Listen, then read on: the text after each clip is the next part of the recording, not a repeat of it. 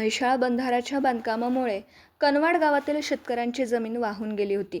त्याबद्दल मोठं आंदोलन उभा करून आंदोलन अंकुश संघटनेकडून शेतकऱ्यांना नुकसान भरपाई मिळवून देण्यात आली आहे. त्याबद्दल ऋणी राहून बाधित शेतकऱ्यांकडून कनवाड गावामध्ये काल सोमवारी सायंकाळी दर्गा चौकामध्ये सत्काराचं आयोजन केलं होतं.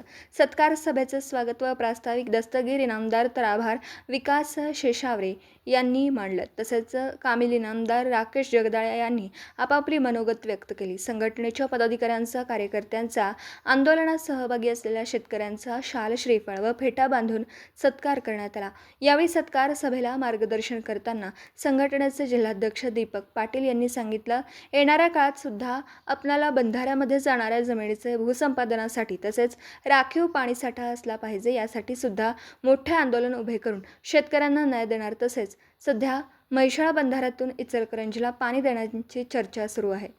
त्याबाबत बंधाऱ्यातून आमच्या हक्काचं पाणी देण्याचा प्रश्नच उद्भवत नाही, तर त्यांनी त्यांची पंचगंगा नदी प्रदूषित मुक्त करून त्याच पाण्याचा वापर करावा. त्यामुळे कनवाड म्हैसाळ बंधाऱ्यातून इचलकरंजीला एकही थेंब पाणी देणार नाही असा इशारा यावेळी दिला.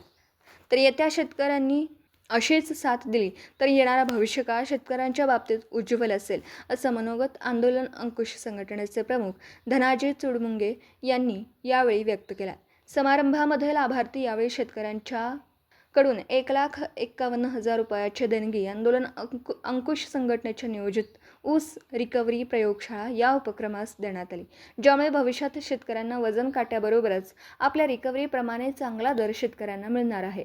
या कार्यक्रमास खोनमीर बुखारी चाचा, संभाजी जाधव, मियासाहेब इनामदार, उदय होगळे, वाजेद इनामदार, प्रकाश खाडे, सत्तार पटेल, शशिकांत काळे, मोहम्मद इनामदार, महादेव काळे, मुस्तफा इनामदार, भूषण गंगावणे, भारत ढाले, अब्दुल रझाक, अक्षय पाटील इत्यादी शेतकरी मोठ्या संख्येने उपस्थित होते. मराठी एस न्यूजसाठी शिरोळहून दिलीप कोळी.